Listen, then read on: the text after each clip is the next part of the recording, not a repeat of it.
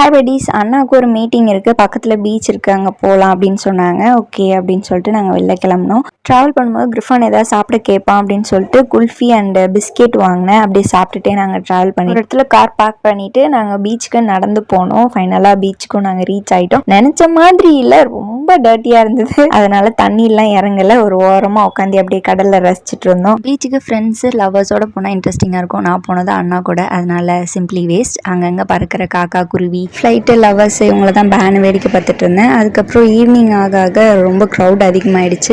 இதில் வேறு வெயிலில் கண்ணை சுருக்கி பார்த்து எனக்கு இந்த புருவெல்லாம் வேறு வலிக்க ஆரம்பிச்சிது. ஒரு 2 hours ஸ்பெண்ட் பண்ணியிருப்போம். ஓகே, இதுக்கப்புறம் ஒன்றும் இல்லை, வாங்க கிளம்பலாம் அப்படின்னு சொல்லிட்டு கிளம்புனோம். அங்கே நிறைய ஹார்ஸ் ரைட்ஸ் இருந்துச்சு.